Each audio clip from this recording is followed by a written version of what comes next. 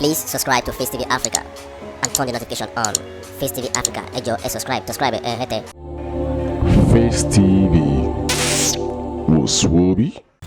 Okay, níbi 13 wò mí. We are back. Mi ò lè sọ iye ìpè tí mo gbà. Mi ò lè sọ iye text messages tí mo rí lórí ọ̀rọ̀ Timothy pé kí ló ń ṣẹlẹ̀, àwọn ò gbọ́ nǹkan kan mọ́, ẹ gbọ́ nǹkan kan mọ́, kò sí wàhálà, kò sí problem kankan. Ẹ lè gbọ́ nǹkan kan mọ́ lọ títí torí pé nǹkan kan ò ṣẹlẹ̀ mọ́ lọ títí. Number one nìyẹn o. Kò wá ṣe pé nǹkan kan ò ṣẹlẹ̀ lọ títí, bọ̀ nítorí pé a jọ ń sọ́ra wa sáàfù. Àwọn fẹ́ ká sọ̀rọ̀ kí wọ́n lè sọ wípé à ń sọ̀rọ̀ lórí ọ̀rọ̀ tó wà nílé ẹjọ́. Àwa náà fẹ́ sọ̀rọ̀ ṣùgbọ́n àwa ń sọ ohun tó wà nílé ẹjọ́.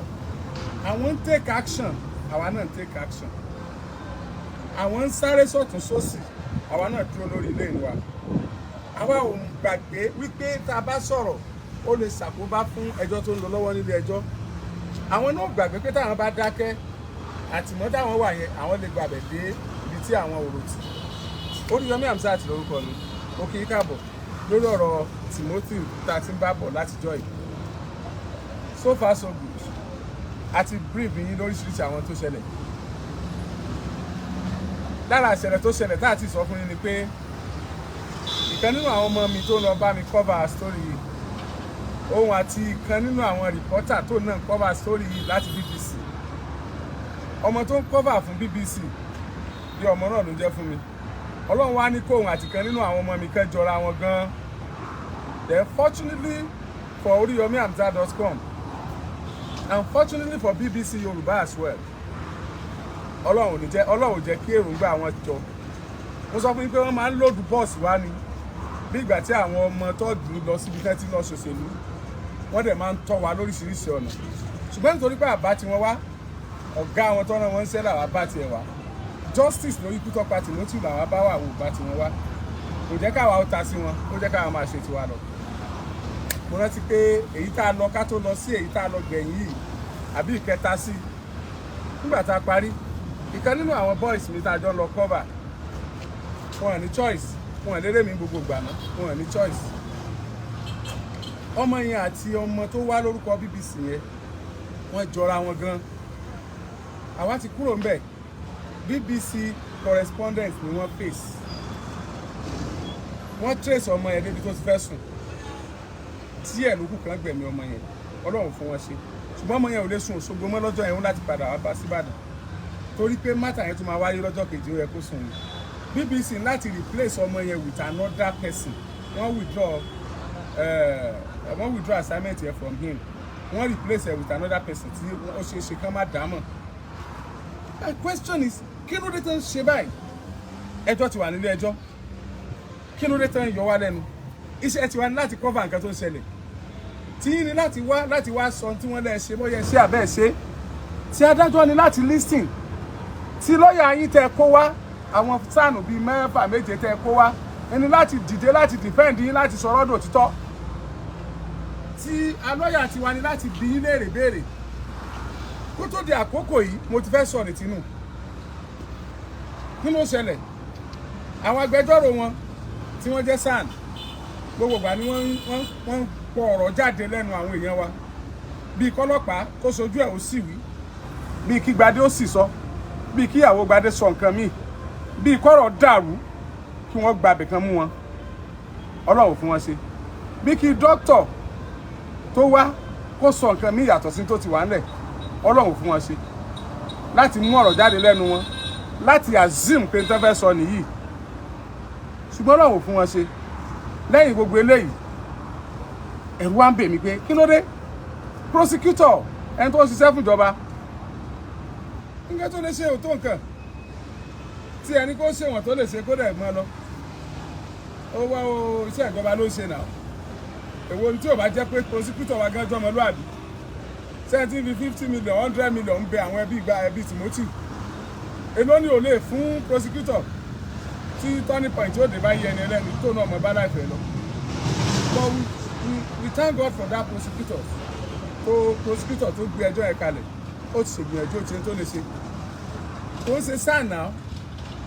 Ìyá prosecutor ni àwọn lọ́yà tí Adédoyin kó wà kí ló fẹ́ sọ ẹkùn sọ̀rọ̀ ajá ò gbọ́dọ̀ gbìn ní àwọn lọ́ọ̀yà tó jẹ́ pé àwọn tó dájọ́ lónìí tó yẹ pé àwọn ni wọ́n ṣe interview fún náà ṣe screening fún wọn mọ́ wọn ẹkùn sọ̀rọ̀ ajá ò gbọ́dọ̀ gbìn èyí tó wá láti Àbújá ní ká sọ ni àbí èyí tó wá láti ilẹ̀ Yorùbá ń bí àwọn agbẹjọ́rò tí wọ́n tó gbangba sùn lọ́yẹ́ tó yẹ pé báwọn èèyàn bá dáràn tán agbẹjọ́rò tó kójú òṣùwọ̀n tí ó sọ lọ́dún òótọ́ náà máa ń wá káàkiri adúpẹ́ fọlọ́run lẹ́yìn ọ̀rẹ́yìn wọ́n pìrìsẹ́ǹtì no case to answer fún Adédoyin àtàwọn èèyàn rẹ̀ pé wọ́n lẹ́jọ́ jẹ́ dáadáa ní gbogbo táà sọ láti jọ yìí tí ẹjọ́ yẹn báyìí wọlé kò sọ̀rọ̀ mọ́ kò sí kéèsì mọ́ kéèsì kú bẹ́ẹ̀ nìyẹn dáhùn adájọ́ pé nítorí bá dá náà ní kí láwàá ṣe báyìí nígbà jẹ́ pé kọ́lọ́wọ́ tó tẹ́jọ́ mi ìdá ọ̀dọ̀run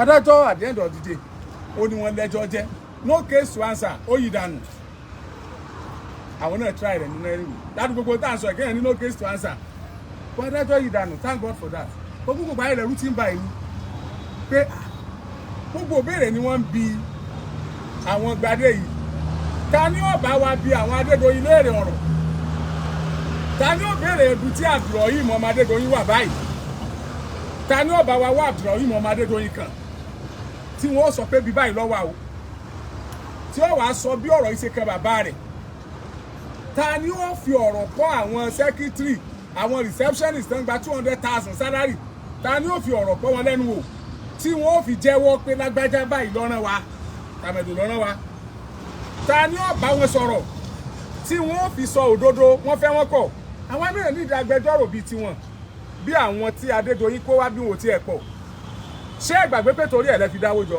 70 million naira tá a lọ gbé fún bàbá wa Femi Falana tí wọ́n náà gbowó àwọn ṣe lọ́fẹ̀ẹ́ tí gbogbo ọmọ Nàìjíríà ń dúpẹ́ lọ́wọ́ wọn tẹ́ ń ṣàdúrà fún wọn tẹnu tiwa náà sì gbófo wọn ò pé kí ló ṣẹlẹ̀ káàrí bàbá wa Femi Falana bọ́ lódodo gbogbo ìgbà ni wọ́n ràn yẹn wá nígbà mo wà ń kékeré ní ìgbàgbé fìyàtì yẹn jọ tí mo ti lọ Àbújá tí ó sì jẹ́ gbàgbé nígbà mo wà ń kékeré tá a wà ń lọ skul tá a máa ń lọ roko mọ́tò méjì ló wà ń gbà náà tó jẹ́ tírélà Ìfẹ́kò àti fìyàtì Ìfẹ́kò àti fìyàtì ń lágbára débi pé bókètì wulẹ̀ ọ̀gá tó yóò gùn ìbáwá mọ́ mi ṣúṣú yóò gùn tán ó sì strong ju Ìfẹ́kò lọ lẹ́yìn ọ̀rẹ́ yìí làwọn dáàfù tó dé ló tó dé fìyàtì ń iná jẹ́ ìrántí fìyàtì tẹ́ ni wọ́n gbà mo dẹ̀ ṣe investigation pé kí náà pè fìyàtì bóun ni agbẹjọ́rò tiwa náà ti wọlé tí ó béèrè nǹkan oríṣiríṣi ìbéèrè agbẹjọ́rò wa tí ó mọ béèrè lọ́dún àwọn ọlọ́pàá nípa kọ́ọ̀lọ́ọ̀gì tẹ́ ti ń béèrè tẹ́lẹ̀ nípa oríṣiríṣi ìbéèrè tẹ́jọ́ yìí ó gùn débi pé a lè lọ sí àwọn telecommunication company tí wọ́n sọ fún wa ẹni ó pè wọ́n ní ẹni ó gbé bí wọ́n ṣe ṣe gbogbo tí wọ́n ṣe àwọn fingerprint tí wọ́n fi fún wa ní gbogbo resort àwọn kìíní tí agbẹjọ́rò wa ó fi béèrè àwọn nǹkan kan tí ẹ kàn gbé kalẹ̀ tí ò yé wa tọ́rọ̀pọ̀lọpọ̀ àwọn document ni wọ́n gbé wọ court tí wọ́n kàn pé this is the document tí wọ́n gbé kalẹ̀ tí wọ́n ń lọ tí ọ̀sẹ̀ tó scrutinize ẹ̀ lọ títí bóun láti ra agbẹjọ́rò tiwa tí ó ṣe yẹn náà bóun agbẹjọ́rò tiwa náà ṣe dúró níwájú Adédoyin tó náà mọ̀ pé orí yẹn tó dúró wájú òun pẹ́kùn bá sọ̀rọ̀ ajọ́ gbọ́dọ̀ gbin bóun àwọn agbẹjọ́rò tí wọ́n ti dògúnná gbòǹgbò tí Adédoyin gbà àwọn náà fi ra kẹgbẹ́ wọn ní kóòtù tí wọ́n fi rí pé yes bámọ̀tẹ́kùn bá yọ tó fi rùyọ ẹkùn àwọn méjèèjì wọ́n fi rùyọra wọn ni bámọ̀tẹ́kùn bá ṣe kò ń gẹ́ ẹkùn wọ́n fi rùyọra wọn ni tẹ́nìkan kò ní take right on another person tí ẹnìkan kò ní take advantage lórí ẹnìkan tí adájọ́ yìí náà tọ́kàn rẹ̀ ó balẹ̀ pé ó yá ẹ máa argue I will base my judgment on your argument ẹ argue tí pressure ó kúrò lọ́rùn adájọ́ tí adájọ́ ò ní yé mọ́ sákiri bí ẹni tí ọ̀sẹ́jọ́ rí tí wọn ò ní fẹ́ hàn yáwó yálé mọ̀ èrè sọ jù bá ń lọ tèmi èrè sọ jù bá ń lọ àwọn tó yé ó ti yé wọn a nídìí agbẹjọ́rò bẹ́ẹ̀ ṣùgbọ́n àrí bàbá Fẹ́mi Falana àrí wọn court kí ló ṣẹlẹ̀ pẹ̀lú fiat àṣẹ bó ṣe ń lọ ni bàbá yìí ń tẹ̀lé at the end of the day bàbá kọ lẹ́tà sí Ministry of Justice Osun State wọ́n dẹ̀ request fún fiat ẹbí family Ìgbàdé wọ́n gbọ́dọ̀ kọ lẹ́tà wípé àwọn fẹ́ bẹ́ẹ̀ family Ìgbádé ti kọ lẹ́tà a dẹ̀ ti lọ submit lẹ́tà lọ́jọ́ Tuesday tó kọjá yìí Osun State Ministry of Justice dẹ̀ ti stamp ẹ̀ pé àwọn gba lẹ́tà wa wọlé the next thing ni mo sọ pé gbogbo ẹ̀yàn ọmọ Nàìjíríà ibi tá a wá dé dúró ní on the 25 nínú oṣù tá a wà yìí iná padà sí court o on the 25 nínú oṣù tá a wà yìí iná padà sí court ẹ jọ̀ọ́ sà ẹ jọ̀ọ́ mà ẹ bá wa pé Adégbóyèga Oyètọ́lá gómìnà ìpínlẹ̀ Ọ̀ṣun wọ́n láwọn ni wọ́n sign tí wọ́n fi release tí wọ́n fi allow bàbá Femi Falana láti wá sílé ẹjọ́ wá represent family Ìgbádé family Timothy ẹ̀yin tẹ́ ń gbọ́ wa lórí Facebook mo ti kọ síbẹ̀ lórí YouTube náà mo ti kọ síbẹ̀ please Governor Gboyega Oyetola, Executive Governor of Osun State, please help us on this matter. All we want is nothing but justice. Àwọn èèyàn sọ wípé máa yí mọ̀ yín. Adégbóyèga Oyètọ́lá gómìnà ìpínlẹ̀ Ọ̀ṣun. Àwọn èèyàn sọ wípé ẹ̀yin àtàdédoyin ẹ tilẹ̀ pọ̀. Àwọn èèyàn sọ wípé ẹjọ́ ń jẹ ẹjọ́ mu ni. Àwọn èèyàn lẹ́ẹ̀ni sáìn ẹ̀. Èmi níwá ni èèyàn ní yíba ṣé ní lẹ́lẹ́sẹ̀ lẹ́ẹ̀kejì. Gọ́vnà Adégbóyèga Oyètọ́lá.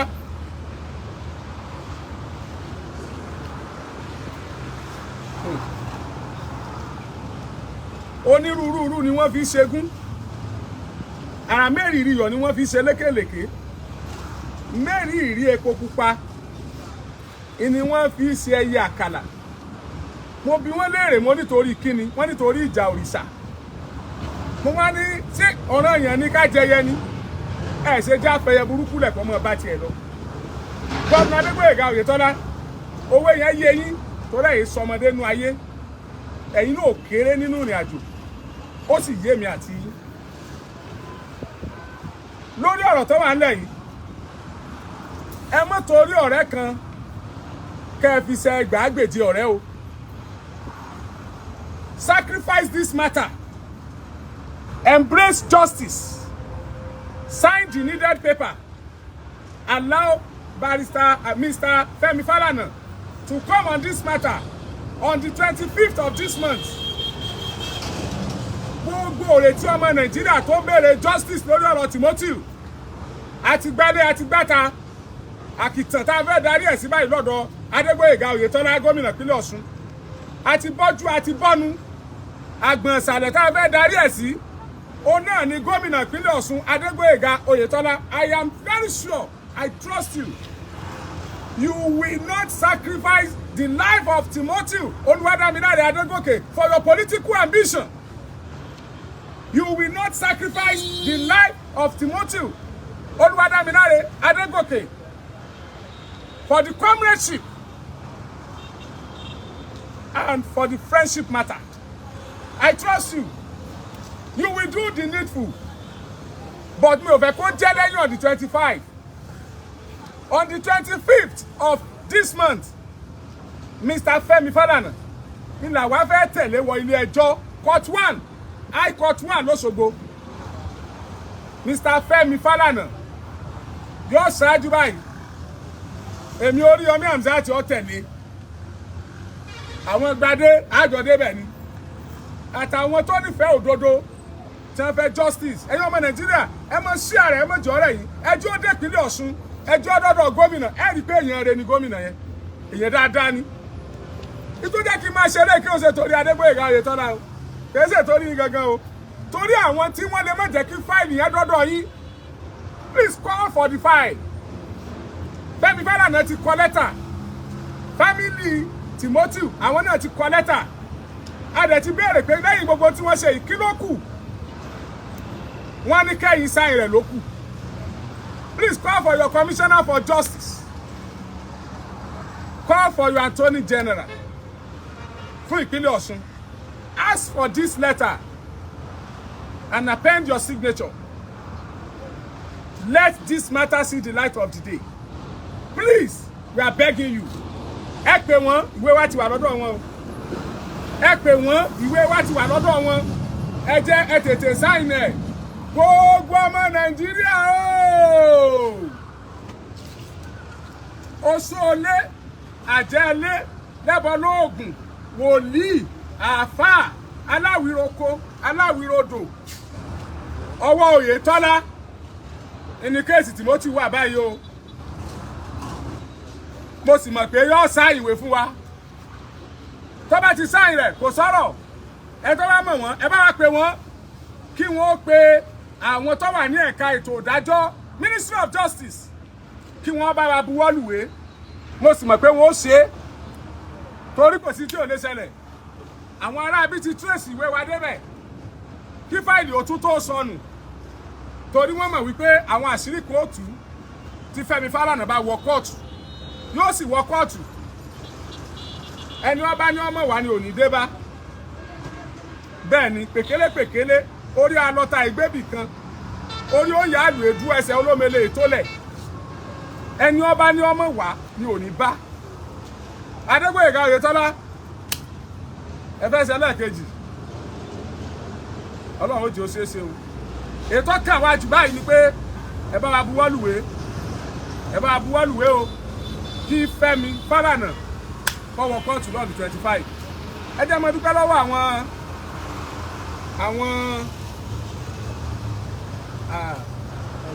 àwọn ICAN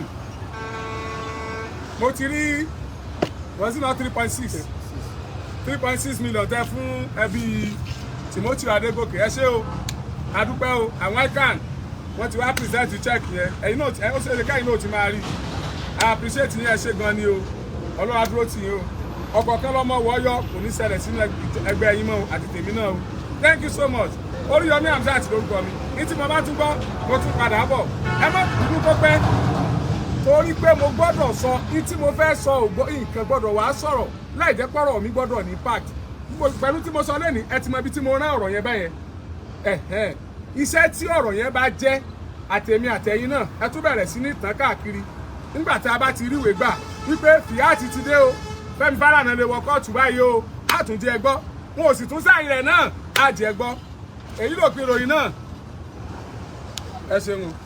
Please subscribe to Face TV Africa and turn the notification on. Face TV Africa ẹ jọ̀ọ́ ẹ subscribe hete. Face TV was Swoby.